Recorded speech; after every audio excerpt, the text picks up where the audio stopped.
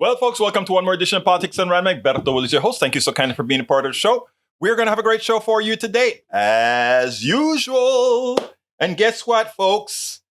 It seems like the Freedom Caucus is all pissed off. Wonder why? Maybe because they got played? Did they feel like they got played after trying to hold the country hostage and realize that they didn't have with what to bargain?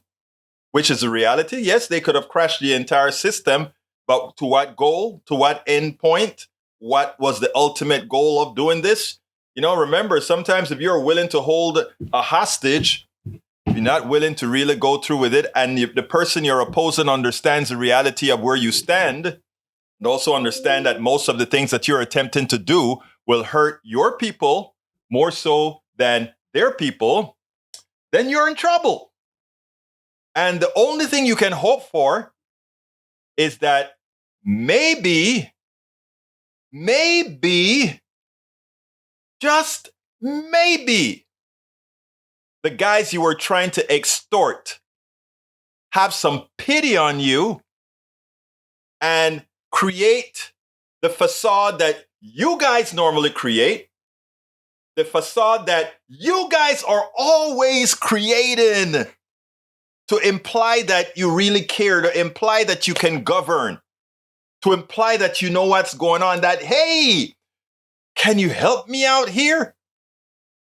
All right, okay. I tell you what, Kevin McCarthy, I'm going to be the good guy here, Kevin.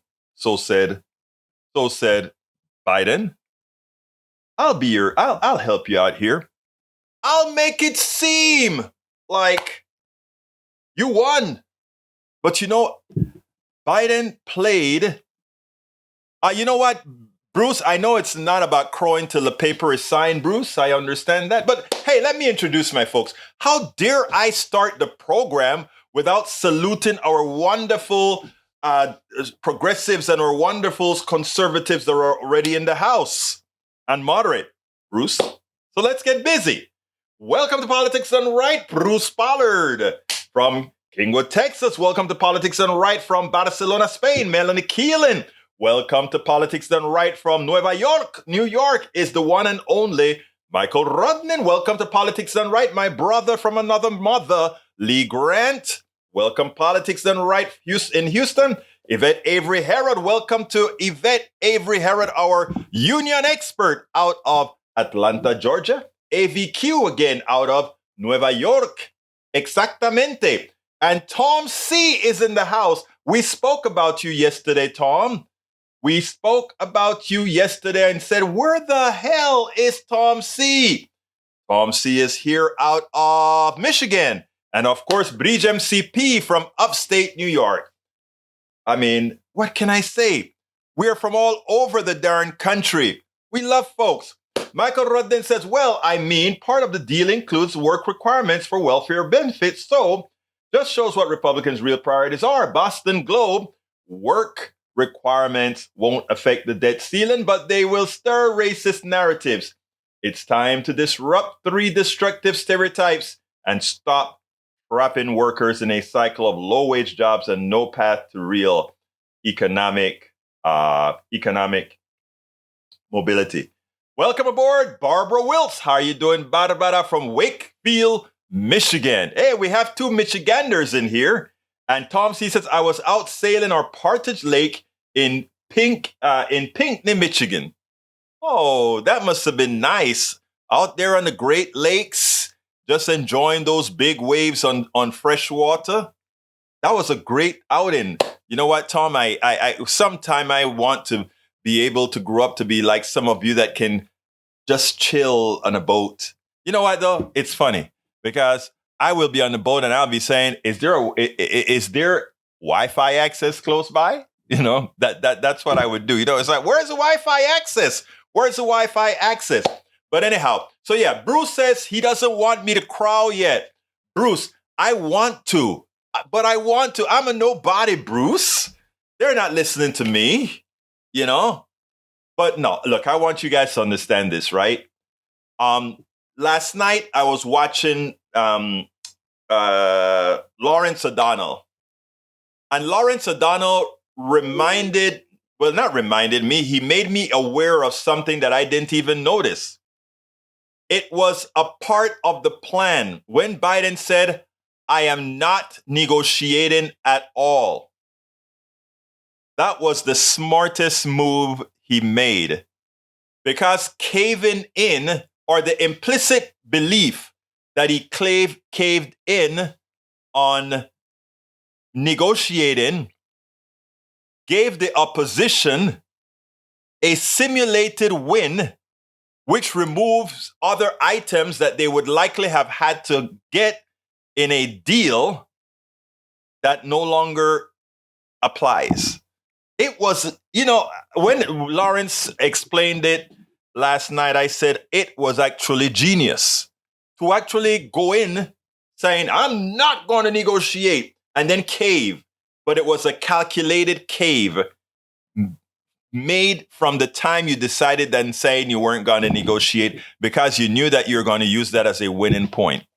That they can go to their base and say, look, no matter what, remember, Kevin McCarthy, that's the first thing he said. Remember, I got him to the table. He had to come and negotiate.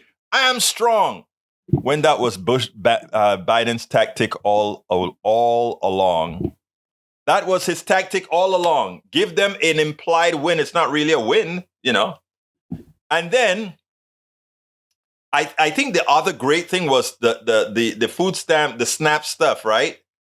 You want to go ahead and get all those veterans and homeless people, be able to give them SNAP, because again, you are a humane person.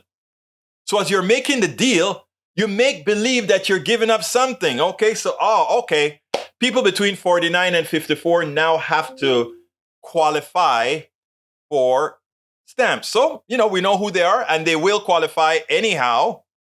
And then, but we're going to give veterans and homeless folks easy access for something that we should be wanting to give them anyhow, but you guys are too evil to give. So we take these other folks off from 49 to 54 implicitly, and then we give that to the other folks. And supposedly it's an even swap, but it isn't, right? Because those folks that are between 49 and 54, even though you're putting a work requirements there, that's all they have to do, show a work requirement. And most of them, if they have to, they will. Right? And this stuff isn't about people living on the dole. Poor people don't live on the dole. Even those people that you like to hate in the middle of the ghettos, the barrios, and Appalachia, understand that even though some of them can do better, right? Get a job, work hard for a little bit more. I did a show at KPFT with Pedro Silva. Pedro Silva says the state that some people are in right now, when it comes to doing certain types of work, etc., and what the economic gain that they get from it, the advantages, a word for that, I can't remember the word right now. It's not worth it. To which Pedro says some people just throw their hands up in the air and says, what's the point? What's the point? What we are giving some of these folks at the low end, it's a pittance.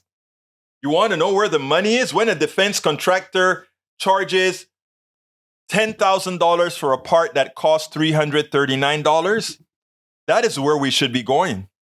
When McCarthy says, I want $45 billion more as I cut welfare, as I cut social programs, as I cut all these other things, when he says he wants to cut those, but he wants to raise the military budget by $45 billion, after 60 Minutes does a piece where we see that the military significantly overcharges for what they've done. Missiles, according to the report, a year's worth of missiles could be given for free, given the overcharging that occurs in the military.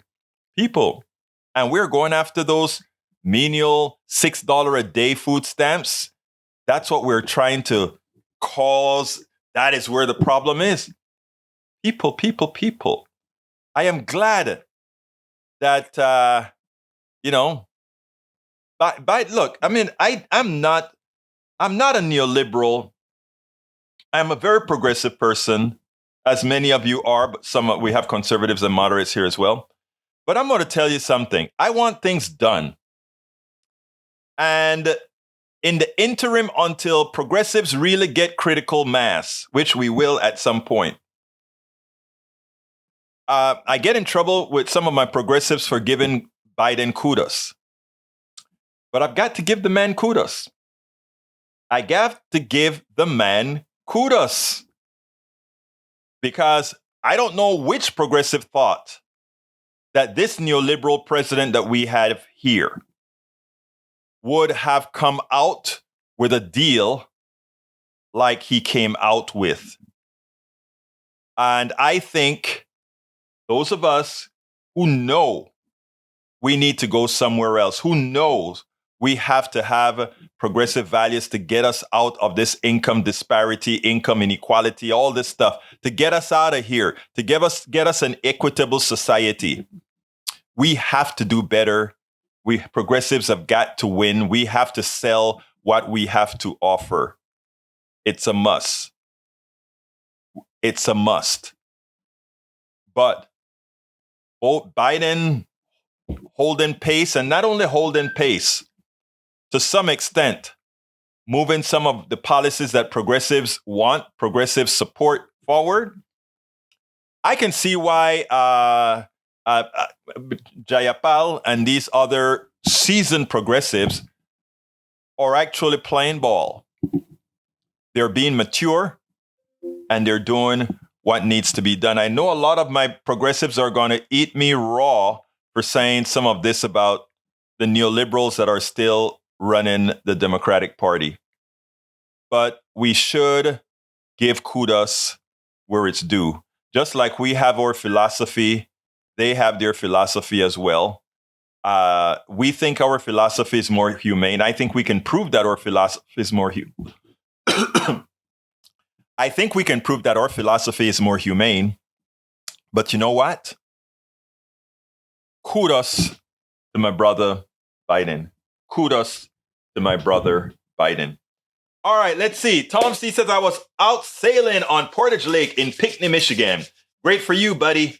Michael, when I come to Michigan, I hope you have a boat for me to sail on for at least 2 hours or so, Michael Rudnan says, my childhood best friend who moved to Pennsylvania has sailboats. Last summer, we went relaxing on a nearby lake. Good times. I hear you, buddy.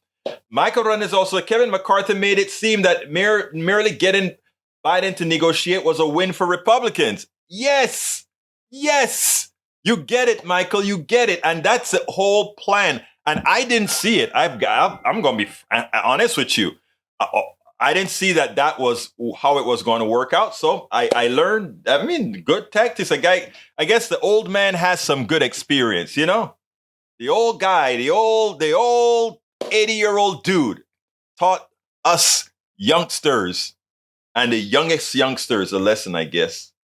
And we should be happy about that. All right, Tom C says, our sailboat is a small day sailor, wayfarer, really challenging in swirling winds on small inland lake. Been sailing now for 28 years. You go, man. All right, Brit says, from Michael's article, in the late 19th and early 20th century, mothers' pensions were small cash payments designed to help single mothers, mostly widows, take care of their kids. There were no work requirements. In fact, the whole point of these payments was to allow women to stay home to take care of their children. But these payments were overwhelmingly given to white mothers. A 1931 survey found that 96% of participants in the programs were white, while black mothers were required to work. Requiring black people to work is rooted in slavery.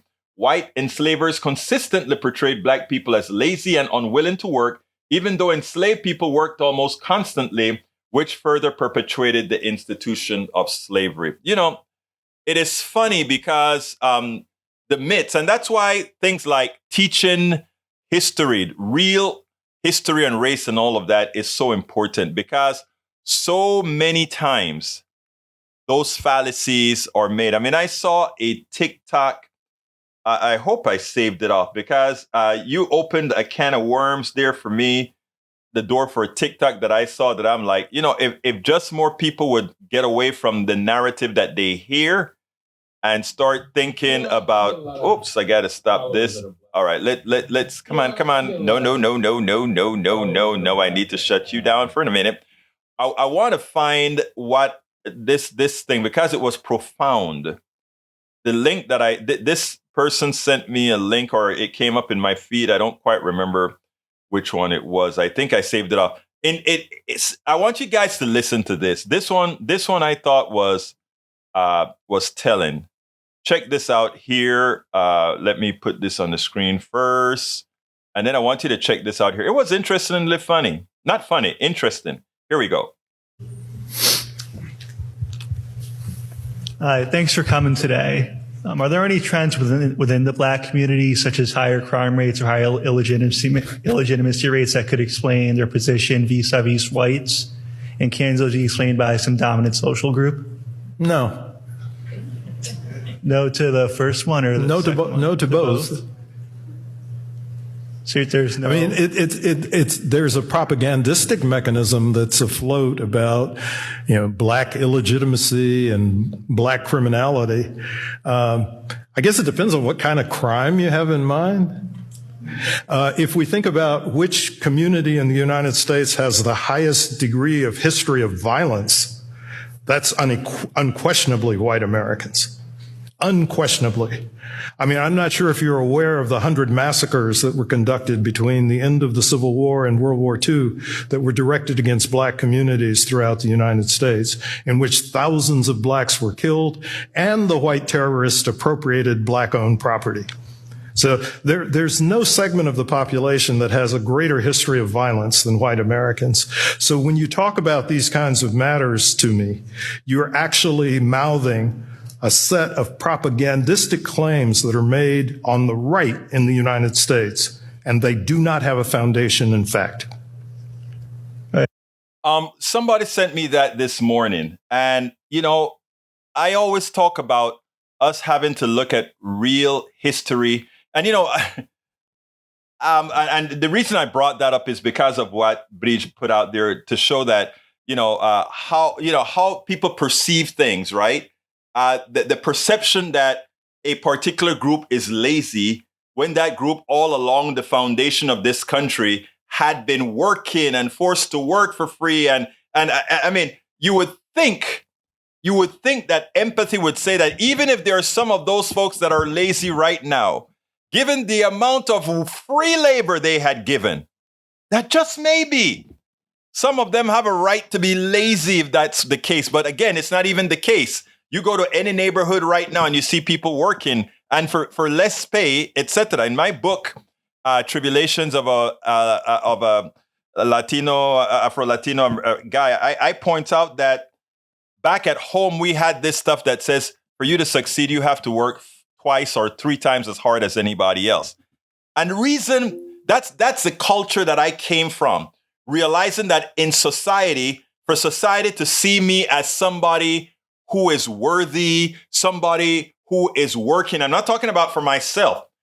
I know I'm worthy. My sister knows she's worthy, who's a doctor. The other one who's an investment person. We know we're worthy, but we always were taught at home that to be seen as worthy, you had to work twice as hard, three times as hard. You had to do all these things because of exactly that question that person asked. And what Bridge MCP placed in there, the theory of laziness, the theory of violence, all these things, right? When you see the reality of who should really fear whom again, based on actual numbers, who should fear whom? And that is one of the hardest things when people don't know history, or when history is tainted, or when history is sanitized, that folks don't see it. I'm glad I've got a group here that can be the promoters of reality, of what really goes on. Thank you so kindly for that, Bridge, because that gives the ability for us to infuse within the message. Some realities that even some of us in this room may have in the back of our heads because of the history that we learn. And then we're able to articulate. The only way you can know that you're wrong is for when you're wrong for things to come out. All right. But he says 28 days straight on water, Tom. See? Michael Rodnan, let's see. Lee Grants, don't worry, a child will throw one. All right. Tom sees, I got that one already. Let's see what else I got here. Twitter fails to remove hate speech by blue check users. Well, you know, I went and got my blue check at Twitter, so maybe I should try some hate speech and see if they're going to remove it. I don't know. Lee Grant says, have you all seen how Target is now the latest victim to woke economics? We are in a culture war. No. Target was actually targeted by the right-wing folks to try to shut them down because they had some gay stuff in the store. I don't know if that's a cool thing. That's a terrible thing. All right, investors doing great things. 5 Japanese trading houses backed by Warren Buffett have posted a combined net profit of $4.2 trillion yen, about $31 billion for the fiscal year ending March, more than quadrupling the earnings in the 2 years since the investors started holding substantial stakes through Berkshire Hathaway. Mitsubishi, the largest of the trading houses, reported Tuesday a record 1.18 trillion yen profit for the year ending March 31st, up 26% for fiscal 2021. Mitsubishi said it will invest 2 trillion yen in carbon reduction business by fiscal 2030, with 300 billion yet invested the fiscal year. Mitsubishi, and you know, when I see things like that, a lot of people are impressed by statements like that, right? Oh, Warren Buffett made $26 billion in investments. And my question is, where did that money come from? Who benefits from that money? That is our system, though. That is our system. Other people worked, and these fat cats move a few papers around and buy this company, sell that company, trade this company, and they turn out to create billions of dollars. But the guys who are working, it's all on their backs. They don't partake in that. You know, and it is so hard for me to get through to see how some folks look at that with reverence. Oh, look at what Warren. I look at that with disdain, not because I envy that, but because I have to ask the question, look, if I sat in this chair and talked to you every day and made millions upon millions upon millions and refused to pay taxes upon taxes upon taxes, that makes no sense. I think that is an economic system that gives us exactly what we have today. A lot of people throw their hands up in the air. People want to know, why are people more dedicated with their work? Well, why should they? When Warren Buffett is making all the money off of your back. Why? Tom C's new limerick says, I got to read, anytime Tom comes with a limerick, I make sure and get it right. Here we go. New limerick. A Florida governor named Ron DeSantis, around the truth he prances and dances. Bans books and CRT. Detests gays and ESG. Attacks liberty like a right-wing praying mantis. I love that. I love that. I love that. I hope you're going to add that to the website, or to either, maybe that's kind of short, but into a set of limericks on the websites, my brother. All right, Eric Hayes. Let's see what else. I said that already. Lee Grant says capitalism is always looking for new markets to sell products to. If corporations want to sell products to LGBTQ people, why do you care so much? Exactly. You named that perfectly, Rudnin. So smart. But he says everyone who thinks woke is bad really means they don't like moving forward with our fellow citizens. With the times, in addition, it means you feel others' pain. You have empathy. Exactly. Anti-whiteism is in vogue. No. Who's anti-white? Who is anti-white, Lee Grant? I can't be anti-white. I have white nephews. I have white relatives. I have black relatives. I have Indian relatives. And I mean on the first degree. So how can, I don't think there's anti-whiteness. What you have to define is we are anti-white supremacist. That's what we are here. Anti-white supremacist. And all that we have learned in school too often is white supremacists. That piece that I played earlier, when you have Mike Cisak would always come on our show here, and when he wants to talk about violence, he tries to make it seem like the violent ones, intrinsic violence, belong to folks who simply look like me. Violence is intrinsic to that pigmentation, which is wrong. It's false, right? If you, as the professor said in that speech, if you really want to see the catastrophic violence that have occurred in this country, it wasn't from those who were enslaved. It was for those who enslaved them. Because, and it didn't only go towards them, it went against the indigenous folks, it went against the Chinese. And this is not a blaming on you, Lee Grant, or anybody else who is white. That's just history, And interestingly as well, like I said, we just follow leaders. And if you have bad leaders with bad policies, that's what get executed. All the people in Nazi Germany weren't bad, including a lot of the Nazis weren't bad. They just couldn't think on their own. That's all. It's terrible, but that's it. The companies will do fine. Even Disney. Disney's actually cleaning up with their new Mermaid thing. The fifth largest Memorial Day run ever. So I guess DeSantis is kind of helping them out, huh? All right, let's see. How many dozen of black towns were inundated and turned into lakes, then forgotten throughout our nation's history? Here's an article which includes a short list. I saw it in a Medium, but I also saw there's a comedian who did a thing about all the sunken black cities, right? All right, Michael Ryan says, Lee Grant, it's not anti-whiteism, whatever the F that is, it's acknowledging the horrors of history. Thank you for that very salient, smart statement. Bree says, a black community was displaced to build Central Park. A lot of people don't know that.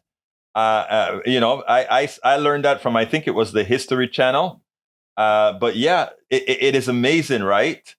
Let's see what we got here.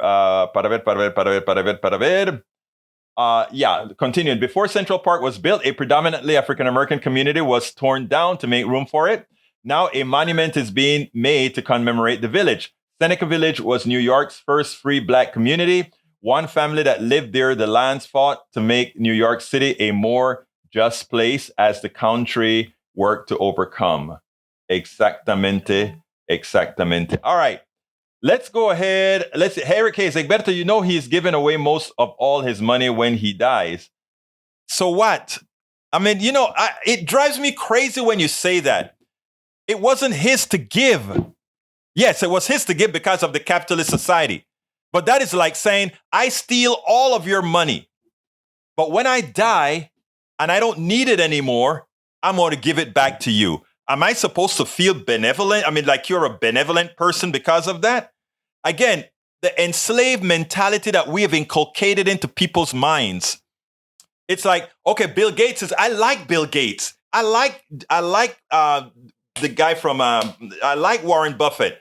These guys are victims of, or not victims, but they're a part of this system that's on automatic pilot that takes advantage of the bodies of others, that takes advantage of the labor of others, that takes advantage of just about everything in this world, right? Africa, the country that has the most natural resources, the poorest country in the world. And what do they blame? They blame the people there as opposed to blaming the violence against the people there. That is what we do. We have to learn these things and not learn it through the perpetrators of the violence that have created this country. We have to learn it on our own. That's what we got to do. Anyhow, so no one has the right to be lazy, won't work hard and succeed. Yeah, people are, the enslavers were lazy. They enslaved people to do the work they didn't want to do. So they thought they had the right to be lazy. They enslaved people to work for free for work they didn't want to do and work they didn't want to pay a wage for. So Eric, and you know what? Their offsprings are living off of that wealth to this day. The insurance company that insured those slaves are enriched on those slaves' backs to this day. It's not like it happened just and it's all good. We end the institution and everything is okay. No, the profits and everything was made on it. Por favor, learn history. Papi Juan Shaven says many countries are starting to look for alternatives to the US dollar, partly because of horrendous debt problem. It's not the debt problem. It's the insecurity problem. Again, we have a sovereign currency. Debt really means very little. Ask Cheney about that, and you'll see he says that. Papi Omanshon says, Texas pioneer Stephen Austin wrote in different letters, nothing is wanted but money, and Negroes are necessary to make it. I didn't know he said that, but wow. Anyhow, the right wing, like I said, is going crazy. MAGA has realized that they've been had. So we have Bob Poole going crazy. Bob Good going crazy. Check out what he had to say, then we'll take it on the other side. Was the Virginia Republican Congressman Bob Good. He serves on the Budget Committee, also a member of the House Freedom Caucus. We know your colleagues from the Freedom Caucus, Congressman Good, are speaking right now. They say they are no votes. You call this deal an abysmal failure. Does that mean that you are a no vote as well? Absolutely not. The bottom line, this bill is bad for the country. It worsens our fiscal situation. It makes an eventual default much more likely. It'll increase our national debt by some 10% over 2 years. It's an unlimited increase to the national debt limit.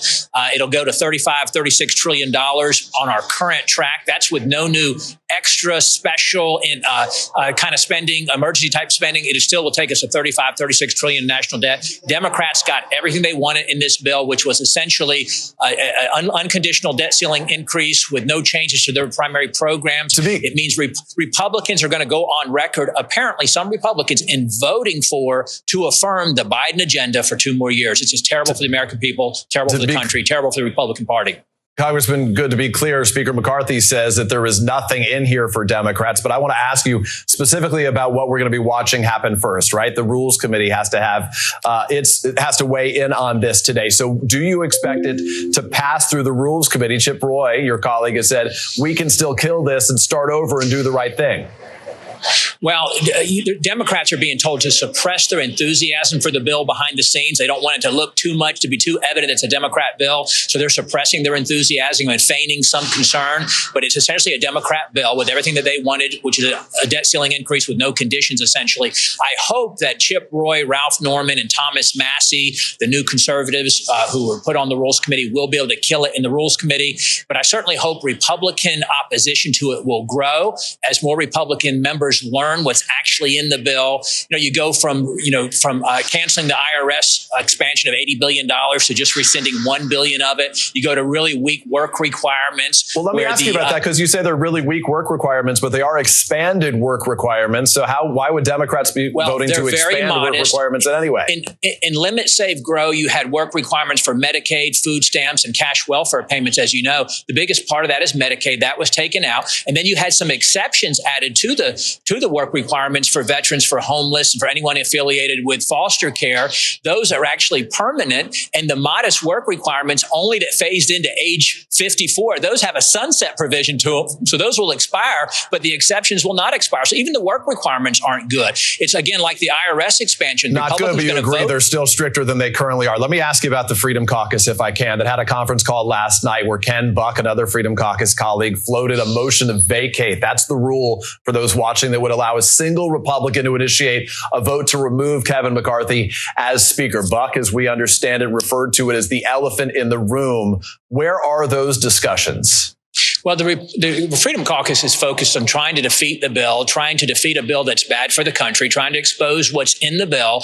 But I will tell you that what January was about, the Speaker battle, what it was about was us not doing in a Republican majority what we've always done, which is passing bills, major pieces of spending legislation with a majority of Democrat voters. I suspect that you're going to have more Democrats vote for this bill than Republicans when it's all said and done tomorrow night. That was one of the things. We're not going to do that in a majority. We're not going to pass legislation with the majority of Democrat votes for major spending packages. Number two, we're going to use every tool at our disposal to fight all the leverage that we had. We were in a strong position just a few days ago. We have surrendered all of that. And on the at the 11th hour, we have jettisoned everything about the Limit, Save, Grow Act. And we've given the Democrats what they started out asking back in January, which was an unconditional, unlimited debt ceiling increase through January of 25. So let me be quick on that if I can. Would you support Congressman Gosar's suggestion that it can be used as a threat to force McCarthy to allow Republicans to amend the bill on the House floor that could stall its package? I don't know what you're talking about, a threat, but we ought to have amendments that are able to be made. We ought to have an open rule process. We ought to have regular order. That was part of January as well. Should Speaker McCarthy remain Speaker, I guess, is the simple question. Yes or no? Well, again, this is a terrible failure of leadership. And so he's the leader. Should he remain Speaker? To not utilize every tool at our disposal to fight and use the Republican majority that the American people gave us. We ought to be able to force a Republican bill to the floor, not a Democrat bill to the floor. We also ought to not be passing legislation with the majority of Democrats, which I think is what's going to take place on the vote tomorrow night. Congressman Good, help me understand this. Republicans raised the debt ceiling, suspended it officially 3 times under the former president, Donald Trump. The national debt rose almost $8 trillion. I think it's $7.8 trillion to be exact during former President Trump's time in office. Why is this different?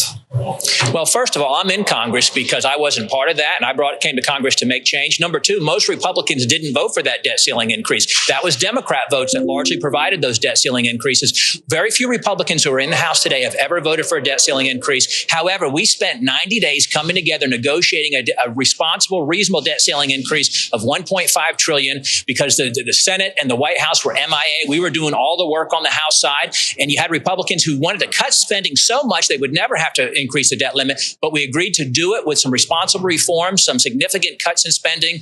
We did our work. It was a meaningful bill. It was a bill that was good for the country. It's a step in the right direction. We should have forced the Senate to vote on our bill. We should have forced the Senate to vote on our bill.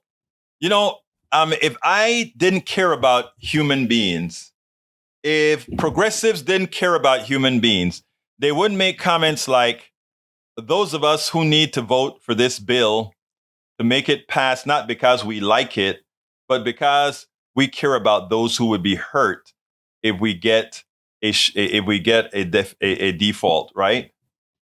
Thinking people who are willing to put humanity ahead of this macho testosterone winning kind of a thing, right? It's amazing. Kudos to you, guy. Kudos to you for being so evil, brother. This guy, good. These guys, the worst part about their evil, right, is that they can do it with a straight face. But the second worst part is that there are people who listen to what he had to say and think it has some sort of a plausibility. It's a shame. It's a shame that somebody can be that evil not to understand that the bill that they passed would have left people hungry, that the bills that they passed, the way it was passed, would have thrown us into a cataclysmic recession because of where we are in this recovery. But they don't care. They don't care. They only talk about life as a prop. But when it comes to do the things to maintain life and the quality of life, they are nowhere to be found. Let's remember that, people. Don't fall for the crap. All right, the other video that I want to show you, it's Fox News is pretty much in trouble. They're still the #1 rated cable, even if very injured. But you know what's happening, folks? The money is going to do them in. The money is going to do them in, as we see right here. Technology was used to rig elections in Venezuela.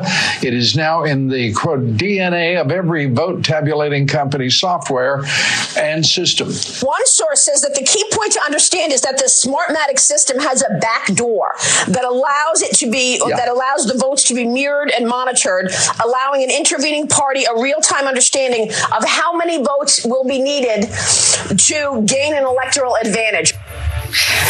All I'm wondering is if the lady who talked to the wind told her that. Hi again, everybody. It's 5 o'clock in New York. Dominion Voting Systems lawsuit against Fox News may have settled at a historic number, but Fox's defamation risk and troubles are far from over. Still looming large for them is the $2.7 billion lawsuit that has been filed by election technology and software company you heard mentioned by those anchors, Smartmatic, for comments like the ones you just heard. The company was only used in Los Angeles County during the 2020 presidential election, but it became a target of Fox's smears and conspiracies in the election aftermath. New expansive investigative reporting in the New York Times shines a light on the missteps and miscalculations made by Fox executives when dealing with the Dominion case. The very same people who are still there and in charge of the legal strategy for the Smartmatic case. From that new reporting, quote, the Dominion case resulted in one of the biggest legal and business debacles in the history of Rupert Murdoch's media empire, an avalanche of embarrassing disclosures from internal messages released in court filings. The largest known settlement in a defamation suit, $787.5 million, 2 shareholder lawsuits, and the benching of Fox's top primetime star Tucker Carlson. When pretrial rulings went against the company, Fox did not pursue a settlement in any real way. Executives were then caught flat-footed as Dominion's court filings included internal Fox messages that made clear how the company chased a Trump-loving audience that preferred his election lies, the same lies that helped feed the January 6th Capitol riots, to the truth. As more and more damaging revelations became public, Fox News realized its best bet was to settle, which it did in one of the largest defamation settlements ever. Smartmatic's suit, the Times notes, can now build on the evidence produced in the Dominion case to press its own considerable claims. The lawsuit alleges this, that Trump lawyers Rudy Giuliani and Sidney Powell, quote, created a story about Smartmatic, and that Fox defendants joined the conspiracy to defame and disparage Smartmatic. The suit goes on to say, quote, the story turned neighbor against neighbor. The story led a mob to attack the U.S. Capitol. Defendants started a fire for selfish and financial reasons, and they cared not the damage their story caused to Smartmatic, its officers and employees, and the country. Last month, Fox agreed to hand over more documents to Smartmatic, including Dominion deposition transcripts from Rupert and Lachlan Murdoch. Meanwhile, the issues for Fox keep mounting. The New York Times writes this, quote, in the weeks since the settlement and Carlson's ouster, primetime ratings have dropped, though Fox does remain number 1 in cable news. And new plaintiffs sued the network, most recently a former Homeland Security official, Nina Jankowicz. As one of Ms. Jankowicz's lawyers said in an interview, the Dominion case, quote, signals that there is a path. Fox News still in hot water. Fox News still in hot water. Deservedly so. Any station who calculatedly lies as they do, they deserve everything that's coming to them, and they're going to be likely out billions more, which means the shareholders are going to go bonkers as they lose value in the shareholder price. Sometimes, just sometimes, it works that money supersedes just about everything. Joyanne Reid had a piece that she did yesterday that I want to play. And the reason why, it's about DeSantis totalitarianism, the way, he wants to make America Florida. But she contrasted with the governor of Minnesota with a 1-vote Democratic majority, how much he did. How much were they able to accomplish? I want you to check this out, and then we'll take it on the other side. Everyone knows if I'm the nominee, I will beat Biden and I will serve 2 terms, and I will be able to destroy leftism in this country and leave woke ideology on the dustbin of history. That was Ron DeSantis on Memorial Day with a big old warship in the background, assuring Americans that as your 2-term president, he will destroy leftism and wokeism. Okay, let's unpack that, because that sure sounds like a massive federal overhaul of American life. And we already have a good sense of what that would look like. In the most recent Florida legislative session, DeSantis and his minions waged a war on women's reproductive rights. He's banned books. He greenlit draconian restrictions on speech in schools.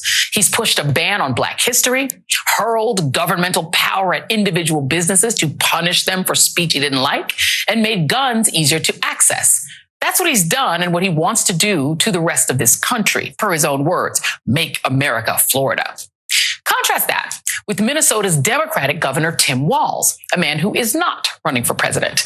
In his state's most recent legislative session, he moved to get families paid family and medical leave, increased funding for free school lunches for kids, passed tax credits to low-income families, strengthened gun laws, protected reproductive rights, and moved to make housing more affordable. None of that governing stuff is apparently appealing to DeSantis, even though Florida is in desperate need of the same help. Have you seen how much it costs to rent a place in Florida? What it costs to insure your home? The logical implication of DeSantis' statement about destroying wokeism is that if he's elected president, the federal government would ignore your material and economic needs and instead would micromanage every aspect of your life. So I guess the DeSantis administration would move to replace the boards of every one of the approximately 6,000 public universities in this country that he thinks are too woke, like he did at New College in Florida. And he's going to need some de facto morality police to monitor what you read and ban books in America's 90,000 odd public schools. President DeSantis would ban artistic freedom of speech, of course, and wield the federal government like a sledgehammer against businesses who do anything that displeases him and other members of the far right. A national 6-week abortion ban? Make America Florida, am I right? You want to control your body anymore, ladies? Nah. President DeSantis is going to do that. And there is a model for what this little dictator in the making wants to do. Just look at China, Cuba, North Korea, Afghanistan, or Iran, where the government censors the media or force feeds a strict conservative religious ideology to children in schools, deploys morality police to make sure you're wearing what they want, learning what they want, doing what they want. That model also happens to have a name, and it's called totalitarianism, the political concept that the citizen should totally be subject to an absolute state authority. DeSantis' proposal would also require a massive multi-trillion-dollar federal investment in a humongous bureaucracy to control and squash unwanted wokeness. Let me guess, who'll get Mexico to pay for it? Freedom from big government used to be a pretty basic Republican principle, but I guess that went out the window along with respect for democracy. That hasn't stopped other states from adopting the ideas of DeSantis stand. That doesn't make it a winning strategy. Actually, it makes it a losing strategy. So, did you see the contrast? The things that DeSantis is talking about. We're going to stop the wokeness. We're going to stop we're going to stop the left. We're going to all the things we are going to do to not do things. And then we have the governor of Minnesota out there doing things that actually help people. Doing things that helps people. Wow. Is that great or what? Who do you think America is going to vote for? The person that is in constant, well, what can I say? A good job, Joyanne Reid. Now, this last one here is from a friend of mine. Ali Velci interviewed a good friend of mine who serves in the Texas State Legislature. And I just wanted to play her because I always love the way that she handles stuff here in Texas. So let's listen to a little bit of Jolanda Jones, who represented us well on MSNBC recently when she had an interview about what was going on here in the great state of Texas. Take it over. The Republican Party, supposedly the party of small government and law and order, is once again proving that it is neither. Republicans in the state of Texas are trying to take over the administration of local elections, but not in every county in the state. Just in Harris County, home of Houston, which happens to be not only the largest county in the entire state of Texas, but also its Democratic stronghold. So clearly, this is not about so-called election integrity. Texas Republicans have targeted Harris County before by passing a voter suppression bill that made it more difficult for minorities there to vote. Now it seems they're flat out trying to rig the game. But Harris County officials are fighting back, announcing a plan to sue the state over 2 Republican bills that they say are politically motivated and unconstitutional. And this comes as the state's top law enforcement officer who tried to overturn the 2020 election could be impeached tomorrow. Now, I don't know if you've been following the story, but for nearly a decade, Republicans have stayed silent about the mounting legal scandals facing the Attorney General, Ken Paxton. But now a Texas House committee that's been investigating Ken Paxton voted unanimously to recommend impeaching Paxton, advancing 20 articles of impeachment, quote, on accusations that include bribery, dereliction of duty, disregard of official duty, and obstruction of justice, the Texas Tribune reports. He won re-election in 2018 while under indictment on state securities fraud charges without a single Republican challenger in his primary. He won re-election for a third time after he was, quote, sued in 2020 by 4 of his former aides who alleged that he fired them for reporting him to federal law enforcement for allegedly taking bribes and using his office to help one of his campaign contributors, NBC News reports. So much for law and order. This is the state's chief law enforcement officer. Those silent Republicans, however, are now going to go on the record about Ken Paxton when they vote on whether to impeach him tomorrow. But let's put that aside for a second and talk about what's going on in Harris County. Joining us now is the Texas State Representative Jolanda Jones. She represents parts of Harris County. Representative Jones, good to see you this evening. Thank you for joining us. Hey, Allie, how you doing? Thanks for having me. I'm always confused because during COVID, when there were counties, including Harris County, that wanted to put some restrictions in place about keeping people safe, Texas, the home of home rule, the one place that doesn't want big government interfering with small government, that says people should make their own decisions, got involved and says no one could make any rules about COVID that contravened what the state of Texas said. Thought it was unusual then. It's unusual again now. They're getting involved in Harris County. What are they up to? No, Texas believes in home rule except for Harris County, and they're targeting us because we're the largest county in Texas. We had tremendous voter turnout. Harris County used to be Republican until 2018 when we had that wave of black women get in. And so we're solidly Democratic, and they're coming after us, and they're coming after us hard because we had a clerk who came up with very innovative ways to increase voter turnout for everyone, not just Democrats, but Democrats and Republicans. We had 24-hour voting. We had, what else did we have? We had early voting lasting longer. We sent out mail ballots to seniors to help them to vote. And we had tremendous turnout, and they want to shut all that down. And they filed 2 bills that are going to help them, one, take our local voting, and they're going to split it up into 2 separate departments. Voter registration is going to be with our tax assessor collector, and then pulling off the elections is going to be with our clerk. And the reason that one is with the tax assessor collector is because it goes back to poll taxes. And we had to pay poll taxes.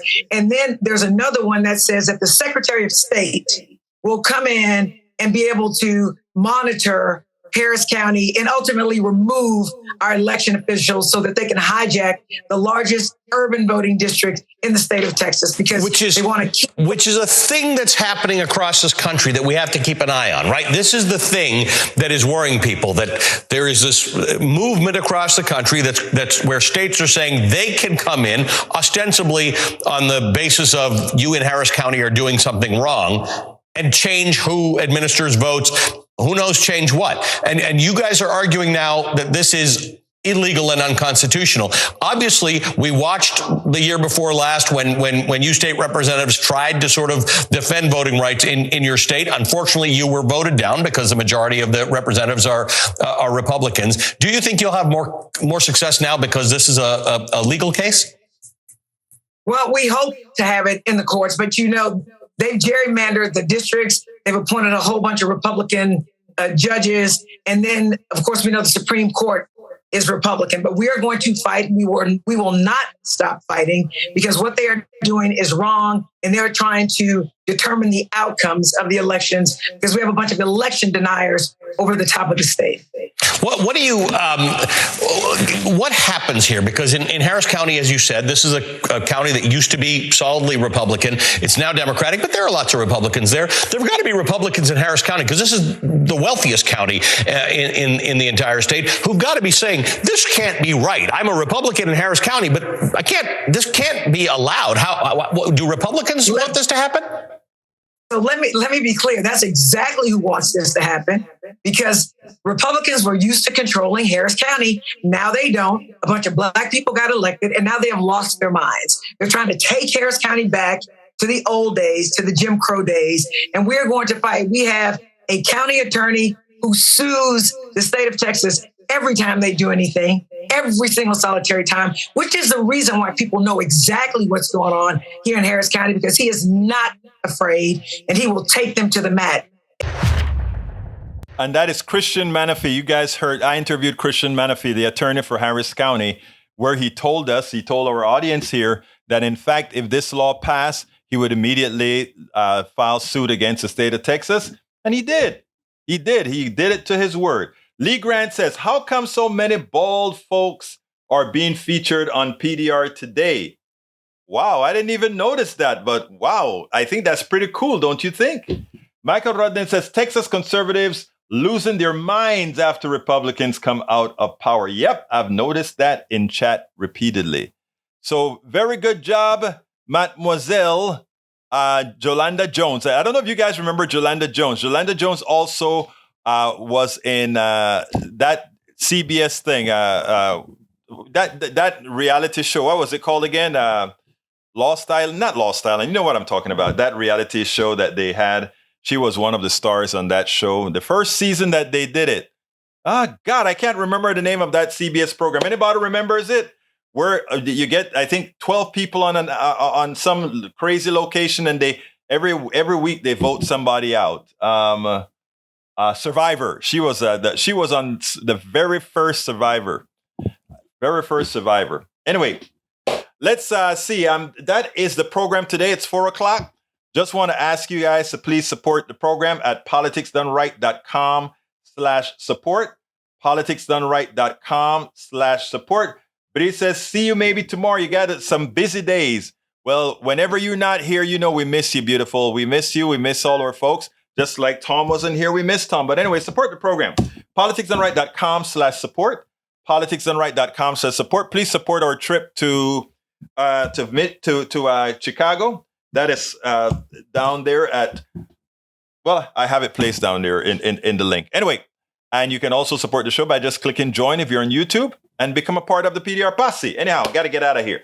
My name is Egberto Willis. This is Politics Done Right. And you guys know how I end this baby. How do I end it again? I am what? What am I?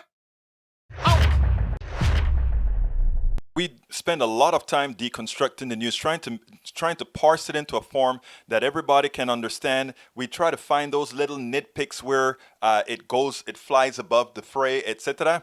If you really like these videos that we do, I want to ask a big favor. Please go ahead, number 1, subscribe to our channel, and number 2, please join if you can. Thank you so kindly for watching. Keep watching. Please remember to share. We must populate the entire internet with our progressive message, a message that we know is what most Americans say that they want. So help us, please join.